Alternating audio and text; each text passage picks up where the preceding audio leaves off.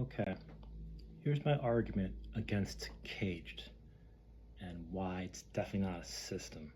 All it is a pattern, and it's actually a pattern that's simplified from the more complex pattern that's going on.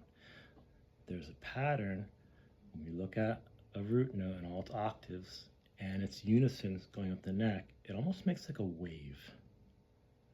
And within this wave, you get the open E, A, D, and C and G chords within that wave.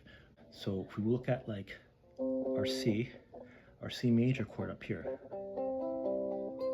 and if we just look at it in a different way, not as an E shape, so it's just made up of 3 notes.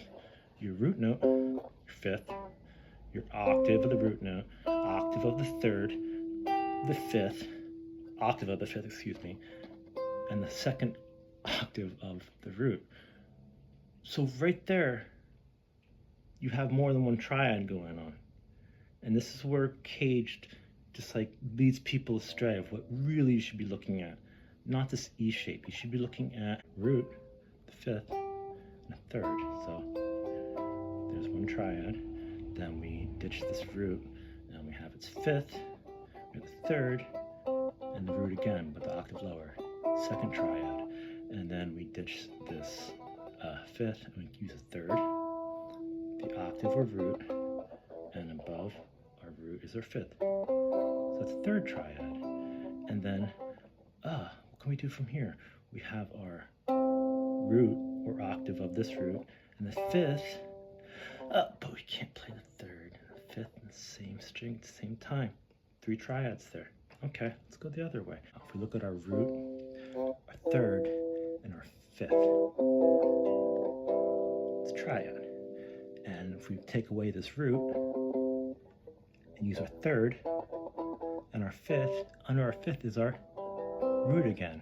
1, 2, 3. And then if we take away this 3rd, start on our 5th, we have our 5th, the root or C, and the 3rd underneath that. And then if we keep going, we have the root again here, C, with its 3rd and its 5th back here. So right there you have your triads. That's all CAGED really is. It's combining all these triads into these open chord shapes, this E shape, A shape, C shape, G shape,